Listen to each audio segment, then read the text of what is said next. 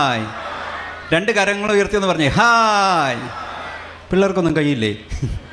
രണ്ട് കൈ ഒന്ന് വീശി പറഞ്ഞേ hi. Very good, thank you so much.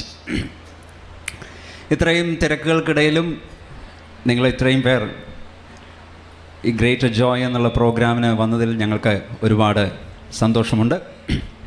ലോകമെങ്ങും ക്രിസ്മസ് ആഘോഷിക്കുന്ന തിരക്കിലാണ്. എവിടെയും നമുക്ക് നക്ഷത്രങ്ങളും LED ബൾബുകളും ബലൂണുകളും ക്രിസ്മസ് ട്രീകളുമൊക്കെ ആകെ സന്തോഷം നിറഞ്ഞ ലോക അന്തരീക്ഷമാണ്.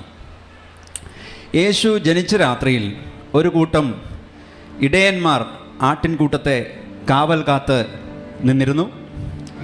അന്ന് കർത്താവിൻ്റെ ഒരു ദൂതൻ, ഒരു ഏഞ്ചൽ അവർക്ക് പ്രത്യക്ഷനായിട്ട് അവരോട് പറഞ്ഞു, സർവ്വജനത്തിനും ഉണ്ടാകുവാനുള്ളൊരു മഹാസന്തോഷം ഞാൻ നിങ്ങളോട് സുവിശേഷിക്കുന്നു. കർത്താവായ ക്രിസ്തു എന്ന രക്ഷിതാവെന്ന് ദാവീദിൻ്റെ പട്ടണത്തിൽ നിങ്ങൾക്കായിട്ട് ജനിച്ചിരിക്കുന്നു. അപ്പോൾ ദൈവം മനുഷ്യനായിട്ട് ഭൂമിയിൽ പിറന്നിട്ട് 2000 വർഷങ്ങൾ കഴിഞ്ഞിരിക്കുന്നു. യേശു പിറന്നത് കുറച്ചു പേർക്ക് വേണ്ടിയല്ല, സർവ്വജനത്തിനും, ഈ ലോകത്തിലുള്ള ഓരോ മനുഷ്യനും മഹാസന്തോഷം ഉണ്ടാകേണ്ടതിന് വേണ്ടിയായിരുന്നു. ആ മഹാസന്തോഷം, ഗ്രേറ്റർ ജോയ്, അതിനുള്ള കാരണമെന്തെന്ന് ചുരുക്കം ചില വാക്കുകളിൽ ഞാൻ നിങ്ങളുമായിട്ട് പങ്കുവയ്ക്കുവാനായിട്ട് ആഗ്രഹിക്കുന്നു. ആദിയിൽ ദൈവം ആകാശവും ഭൂമിയും സൃഷ്ടിച്ചുവെന്ന് സർവശക്തനായ, സർവജ്ഞാനിയായ, സർവവ്യാപിയായ ദൈവത്തെക്കുറിച്ച് പറഞ്ഞുകൊണ്ടാണ് ബൈബിൾ ആരംഭിക്കുന്നത്. ഈ പ്രപഞ്ചത്തിലുള്ള സകലതിനെയും, സൂര്യനെയും ചന്ദ്രനെയും നക്ഷത്രങ്ങളെയും വൃക്ഷങ്ങളെയും മൃഗങ്ങളെയും പക്ഷികളെയും ദൈവം സൃഷ്ടിച്ചു. എന്നാൽ ദൈവത്തിൻ്റെ ഏറ്റവും വിലപ്പെട്ട സൃഷ്ടിയായിരുന്നു മനുഷ്യൻ. ദൈവത്തിൻ്റെ സാദൃശ്യത്തിലും സ്വരൂപത്തിലും ദൈവത്തോടൊപ്പം വസിക്കുവാൻ ദൈവം മനുഷ്യനെ സൃഷ്ടിച്ചുവെന്ന് നമ്മൾ ബൈബിൾ വായിക്കുമ്പോൾ മനസ്സിലാവും. ആദ്യത്തെ മനുഷ്യരായ ആദാമിനെയും ഹവ്വയെയും മനോഹരമായ ഏദൻ തോട്ടത്തിലാക്കി. അവിടെ അവർക്ക് വേണ്ട സകലതും ഉണ്ടായിരുന്നു. അപ്പോൾ തന്നെ ഒരു പ്രധാനപ്പെട്ട കാര്യം ദൈവം അവരോട് പറഞ്ഞിരുന്നു. ഏദൻ തോട്ടത്തിലെ സകല വൃക്ഷങ്ങളുടെയും ഫലം നിങ്ങൾക്ക് ഇഷ്ടം പോലെ തിന്നാം, എന്നാൽ നന്മ തിന്മകളെക്കുറിച്ചുള്ള അറിവിൻ്റെ വൃക്ഷത്തിൻ്റെ ഫലം തിന്നരുത്, തിന്നുന്ന നാളിൽ നിങ്ങൾ മരിക്കുമെന്ന് പറഞ്ഞു. ഒരു ദിവസം ഹവ്വ ഒറ്റയ്ക്കായിരുന്ന സമയത്ത് ദൈവത്തോട് എപ്പോഴും എതിർത്തും മറുതലിച്ച് നിന്ന പിശാച് പാമ്പിൻ്റെ രൂപത്തിൽ ഹവ്വയെ സമീപിച്ച് ചോദിച്ചു, തോട്ടത്തിലെ യാതൊരു വൃക്ഷത്തിൻ്റെയും ഫലം തിന്നരുതെന്ന് നിങ്ങൾ തിന്നരുതെന്ന് ദൈവം വാസ്തവമായിട്ട് നിങ്ങളോട് കൽപ്പിച്ചിട്ടുണ്ടോ എന്ന് ചോദിച്ചു. ഹവ്വ മറുപടി കൊടുത്തു, എല്ലാ വൃക്ഷങ്ങളുടെയും ഫലം ഞങ്ങൾക്ക് തിന്നാം, എന്നാൽ നിങ്ങൾ മരിക്കാതിരിക്കേണ്ടതിന് തോട്ടത്തിൻ്റെ നടുവിലുള്ള വൃക്ഷത്തിൻ്റെ ഫലം തിന്നരുത്, തൊടുകയും അരുതെന്ന് ദൈവം കൽപ്പിച്ചിട്ടുണ്ടെന്ന് ഹവ്വ പറഞ്ഞു. എന്നാൽ പാമ്പ് വീണ്ടും ഹവ്വയെ പ്രലോഭിപ്പിക്കുവാനായിട്ട് തുടങ്ങി. നിങ്ങൾ മരിക്കയില്ല, അത് തിന്നുന്ന നാളിൽ നിങ്ങളുടെ കണ്ണ് തുറക്കുകയും നിങ്ങൾ ദൈവത്തെ പോലെ ആകുകയും ചെയ്യും എന്ന് ദൈവം അറിയുന്നു, അതുകൊണ്ടാണ് നിങ്ങളത് തിന്നരുതെന്ന് ദൈവം പറഞ്ഞിരിക്കുന്നത് എന്നുള്ള രീതിയിൽ പാമ്പ് ഹവ്വയോട് പറയുവാനിടയായി. എന്ത് സംഭവിച്ചു എന്നറിയാവോ പ്രിയപ്പെട്ടവരെ? ഹവ്വ ദൈവത്തിൻ്റെ വാക്കുകളേക്കാൾ അധികം പാമ്പിൻ്റെ, പിശാചിൻ്റെ വാക്ക് വിശ്വസിച്ചു. ആ ഫലം പറിച്ചു തിന്നു. തൻ്റെ ഭർത്താവായ ആദമിനും ഹവ്വ ആ ഫലം കൊടുത്തു. വൈകുന്നേരമായപ്പോൾ ദൈവം തോട്ടത്തിൽ നടക്കുന്ന ശബ്ദം അവർ കേട്ടു. ദൈവത്തോട് അനുസരണക്കേട് കാണിച്ചതുകൊണ്ട് പാപം ചെയ്ത അവർക്ക് പിന്നെ ഉള്ളിൽ വലിയ ഭയമായി. അവർ ദൈവത്തിൻ്റെ അടുക്കൽ നിന്ന് ഓടി ഒളിക്കുവാനായിട്ട് ആദവും ഹവ്വയും ശ്രമിച്ചു. ദൈവം മനുഷ്യനെ വിളിച്ചിട്ട് ചോദിച്ചു, നീ എവിടെയാ എന്ന് ചോദിച്ചു. അപ്പോൾ അവർ പറഞ്ഞു, തോട്ടത്തിൽ നിന്റെ ഒച്ച കേട്ടിട്ട് ഞാൻ ഭയപ്പെട്ട് ഒളിച്ചു എന്ന് മനുഷ്യൻ മറുപടി കൊടുത്തു.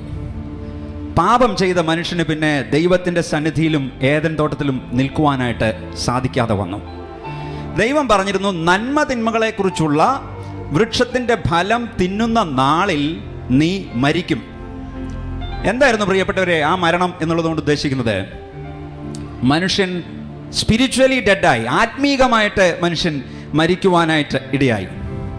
വിശുദ്ധനായ ദൈവത്തിൻ്റെയും മനുഷ്യൻ്റെയും ഇടയിൽ പാപം വന്നതോടുകൂടി ഒരു വലിയ പിളർപ്പ് ഉണ്ടാകുവാനായിട്ട് ഇടയായി.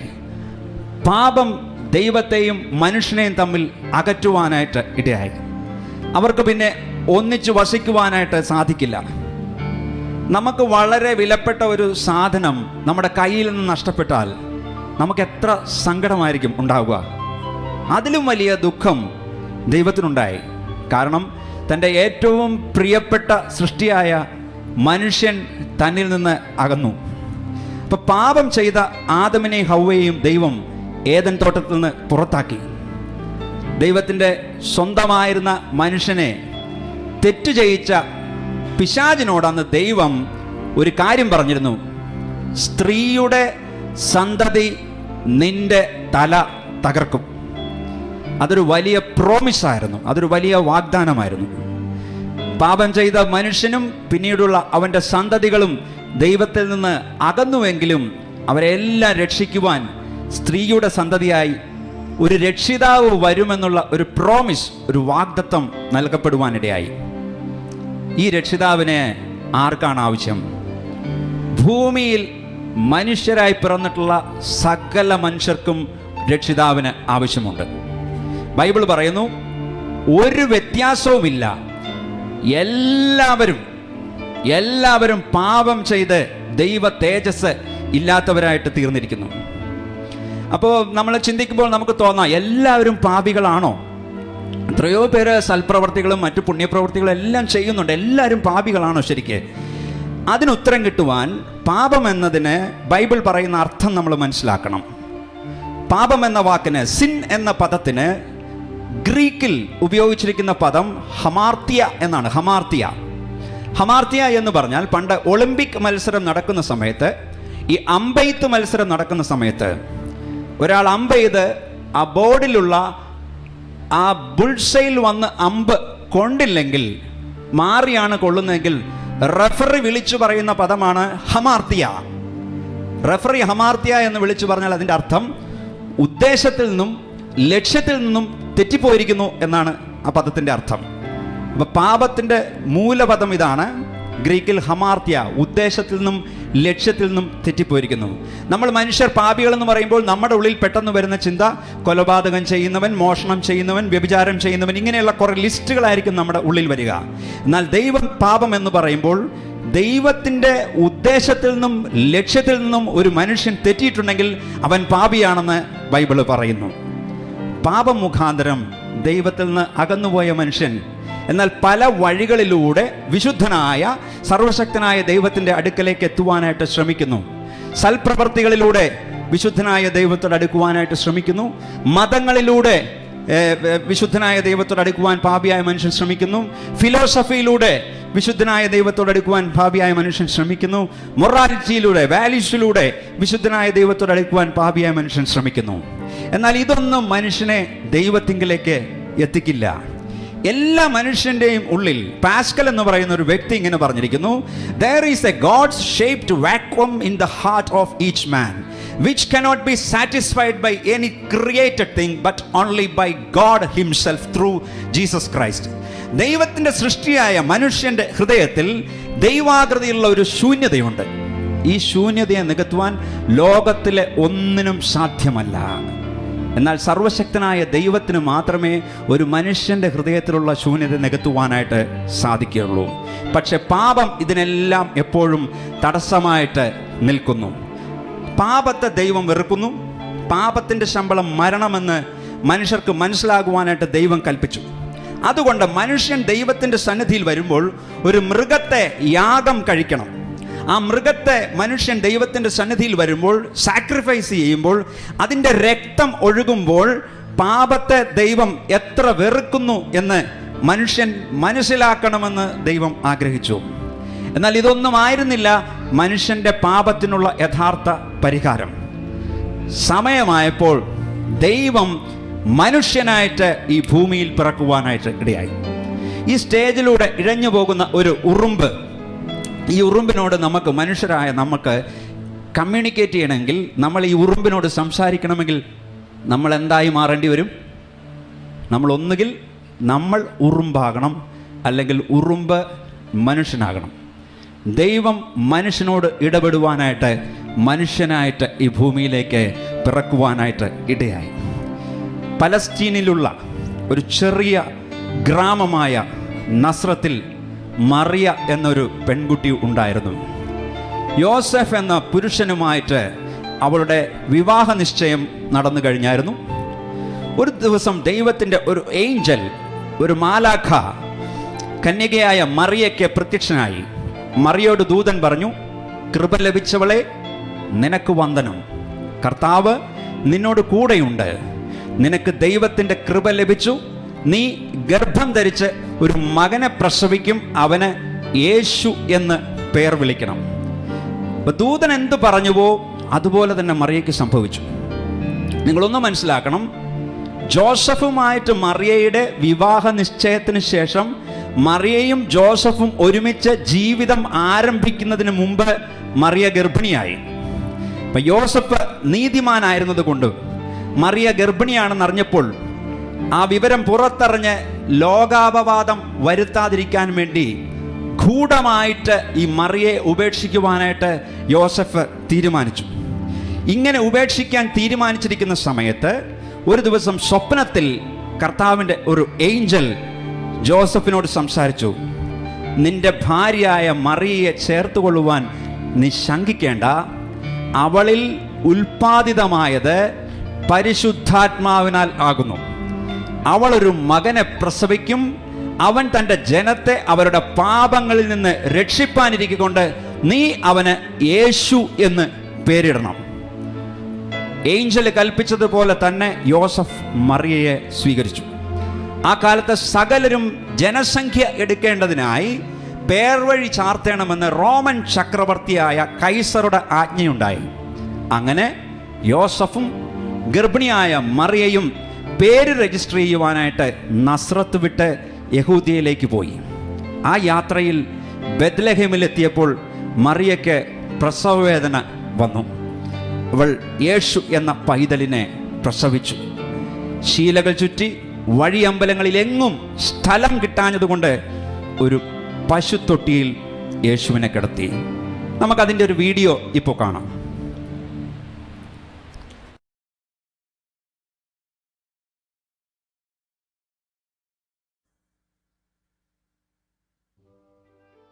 തന്റെ ഏകജാതനായ പുത്രനിൽ വിശ്വസിക്കുന്ന ഏവനും നശിച്ചു പോകാതെ നിത്യജീവൻ പ്രാപിക്കേണ്ടതിന് ദൈവം അവനെ നൽകുവാൻ തക്കവണ്ണം ലോകത്തെ സ്നേഹിച്ചു.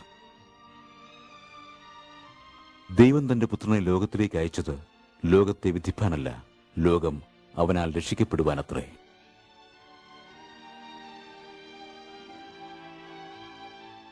ഇന്ന് യേശുക്രിസ്തുവിന് 100 കോടിയിലധികം അനുയായികളുണ്ട്. 4 സുവിശേഷങ്ങൾ ക്രിസ്തീയ മാർഗത്തിന്റെ ഉദ്ഭവം രേഖപ്പെടുത്തുന്നു. മറ്റു സുവിശേഷങ്ങളിൽ പല സംഭവങ്ങളും വിവരിക്കുന്നുണ്ട്.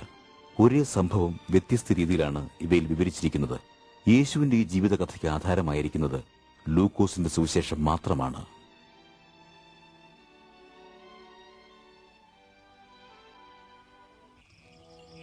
ശ്രീമാനായ തെയോഫിലോസേ, നമ്മുടെ ഇടയിൽ സംഭവിച്ചിരിക്കുന്ന കാര്യങ്ങളെ ക്രമമായി വിവരിക്കുന്ന ഒരു ചരിത്രം താങ്കൾ സകല സത്യവും അറിയാൻ ഞാൻ എഴുതുന്നു.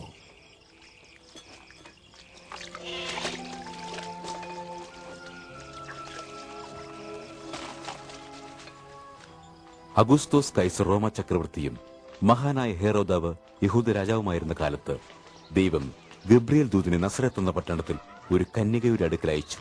അവരുടെ പേർ മറിയ എന്നായിരുന്നു.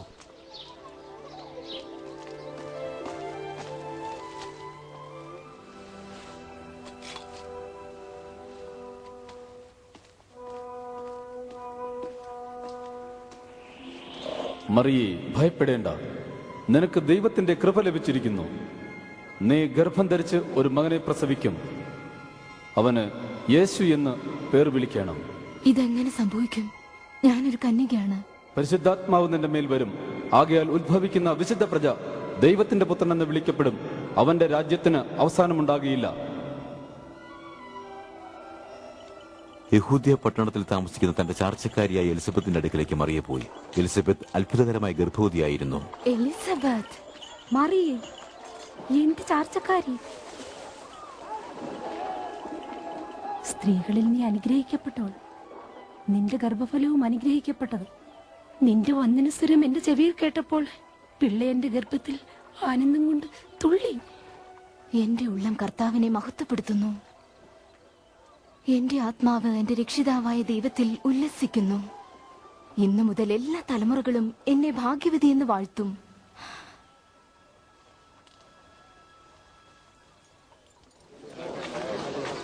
റോമാ ചക്രവർത്തി ലോകമൊക്കെയും ജനസംഖ്യ എടുക്കുവാനുള്ള ആജ്ഞ പുറപ്പെടുവിച്ചിരിക്കുന്നു. സാമന്ത രാജ്യങ്ങളായ യഹൂദയിലും ഗലീലയിലുമുള്ള എല്ലാവരുടെയും ജനസംഖ്യ എടുക്കുന്നതിന് പുരുഷന്മാരെല്ലാം അവരവരുടെ ജന്മനാട്ടിൽ പേർ ചാർത്തണം.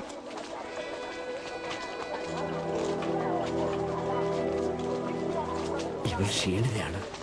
ദയവായി ഞങ്ങൾക്ക് വിശ്രമിക്കാൻ ഒരിടം തരാമോ? അങ്ങനെ മറിയയും തനിക്ക് വിവാഹം നിശ്ചയിച്ചിരുന്ന യോസഫിനോടും കൂടെ ചാർത്തപ്പെടേണ്ടതിന് യഹൂദ്യയിലുള്ള ബേത്ലഹേം പട്ടണത്തിലേക്ക് പോയി. എന്നാൽ അവർക്ക് അവിടെ താമസിപ്പാൻ ഇടം കിട്ടിയില്ല. അവർക്ക് ലഭിച്ചത് വെറുമൊരു പശുത്തൊഴുത്ത് മാത്രമായിരുന്നു.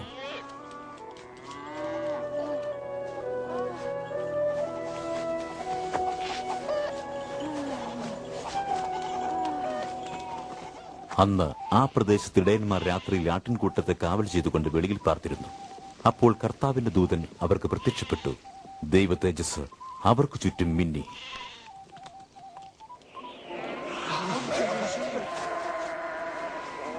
കർത്താവായ ക്രിസ്തു എന്ന രക്ഷിതാവ് ഇന്ന് ദാവീദിന്റെ പട്ടണത്തിൽ നിങ്ങൾക്കായി ജനിച്ചിരിക്കുന്നു.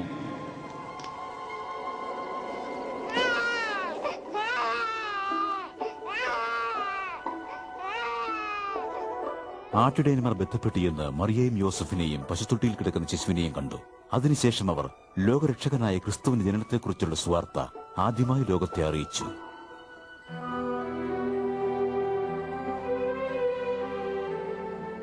ഒരാഴ്ചയ്ക്ക് ശേഷം തന്റെ ഏകജാതനായ പുത്രനിൽ വിശ്വസിച്ചു. ദൈവം മനുഷ്യനായിട്ട് ഭൂമിയിൽ പിറന്ന ആ മനോഹര രാത്രിയെ അനുസ്മരിക്കുവാനായിട്ടാണ് ലോകമെങ്ങും ക്രിസ്മസ് ആഘോഷിക്കുന്നു.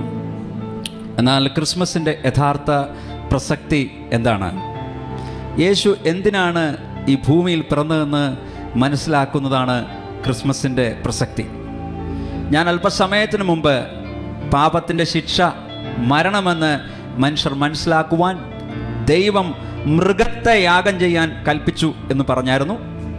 യേശു ഈ ഭൂമിയിൽ പിറന്നതിൻ്റെ ഉദ്ദേശം സർവ്വലോകത്തിൻ്റെയും പാപത്തിന് പരിഹാരമായി ക്രൂശിൽ മരിക്കുകയും ആ ശിക്ഷ ഏറ്റെടുക്കുകയും ചെയ്യേണ്ടതിന് വേണ്ടിയായിരുന്നു. യേശു ഈ ഭൂമിയിൽ ജനിച്ചു. 30 വയസ്സുവരെ മാതാപിതാക്കൾക്ക് കീഴ്പ്പെട്ട് ജീവിച്ചു. പിന്നെ 3.5 വർഷത്തോളം ജനങ്ങളുമായിട്ട് സംസാരിച്ചു. അവരുടെ രോഗികളെ സൗഖ്യമാക്കി, ഭൂതങ്ങളെ പുറത്താക്കി, ജനത്തോട് മാനസാന്തരപ്പെടണം എന്ന് പറഞ്ഞു.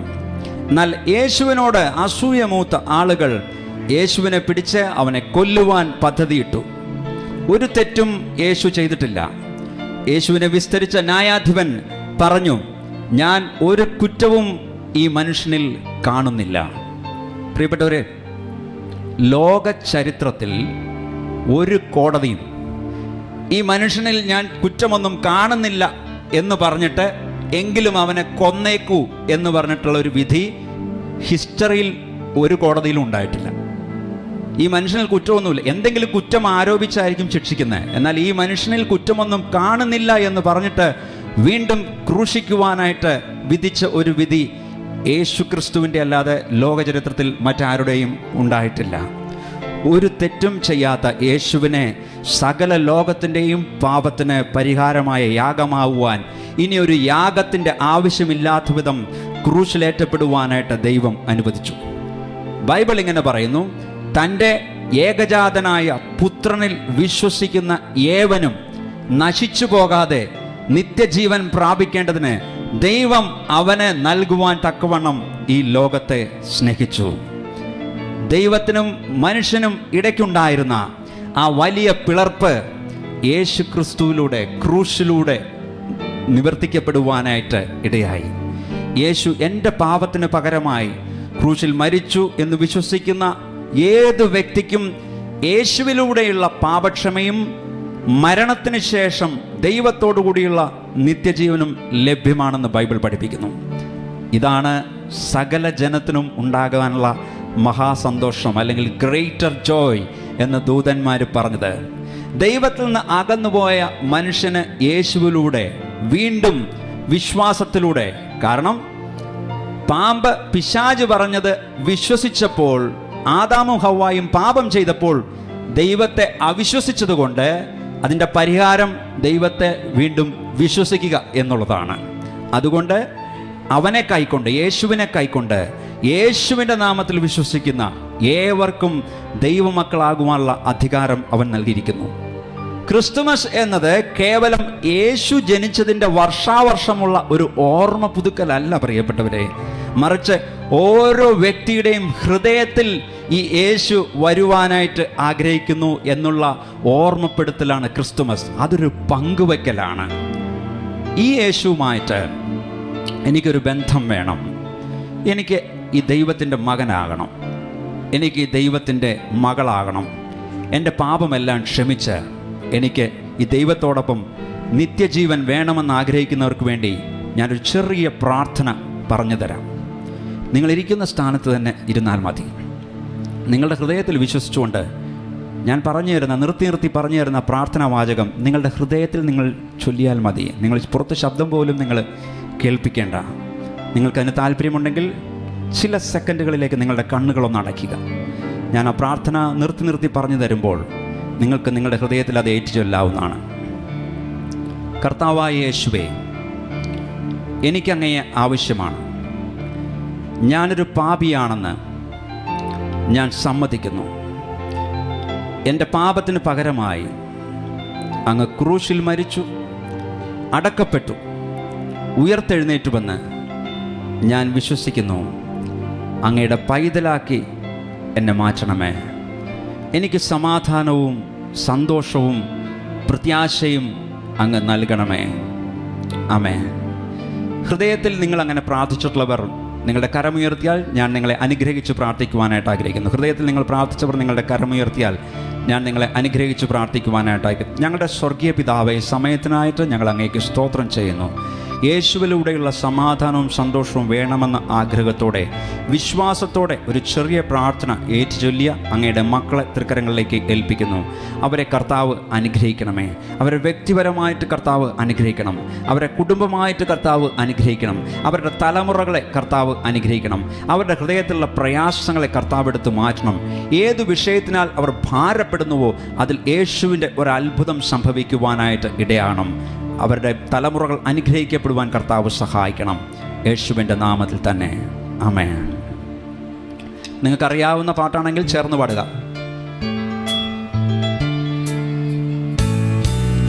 യേശു മഹാരാജനെഴുന്നള്ളി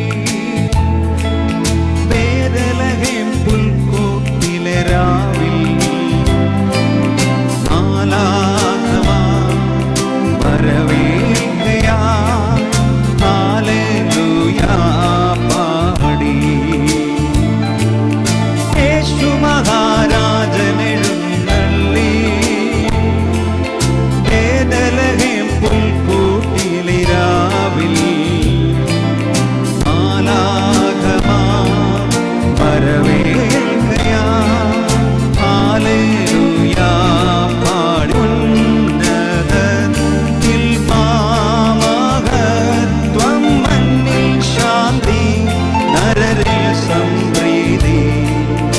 ഈ സുന്ദര രാത്രി, നിർമ്മല രാത്രി, പൂന്തന്നൽ വീശി വരും ശീതള രാത്രി, ജീവവെളിച്ചം ആരിലുദിച്ച രാത്രി, ദിവ്യരാത്രി. യേശു മഹാരാജനെഴുന്നള്ളി ബേത്ലഹേം പുൽക്കൂട്ടിലെ രാവിൽ മാലാഖമാർ വരവേൽക്കയാ ഹല്ലേലൂയാ പാടി. ഉന്നതത്തിൽ മഹത്വം, മണ്ണിൽ ശാന്തി, സംപ്രീതി. ദുഃഖിതർതൻ മിഴിനീർക്കണമൊപ്പിയ രാത്രി, പീഡിതർതൻ ചുമടുകളും നീങ്ങിയ രാത്രി. പുതിയൊരു ലോകം ഭൂവിലുയർന്ന രാത്രി, ഭാഗ്യരാത്രി. യേശു മഹാരാജനെഴുന്നള്ളി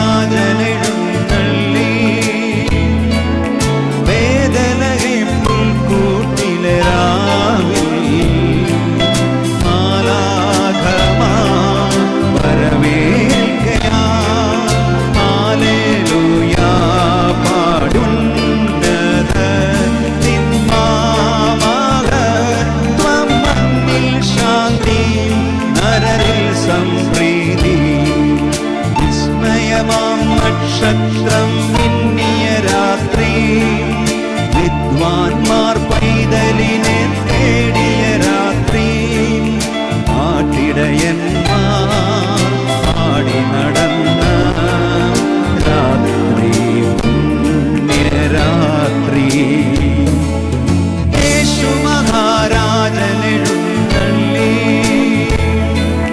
വേദനഹേം പുൽക്കൂട്ടിലെ രാവിൽ. മാലാഖമാർ വരവേൽക്കയാൽ ഹല്ലേലൂയാ പാടുന്നതത്തിൻ മഹത്വം. മണ്ണിൽ ശാന്തി, നരരിൽ സംപ്രീതി. ഉന്നതത്തിൽ മഹത്വം, മണ്ണിൽ ശാന്തി, നരരിൽ സംപ്രീതി.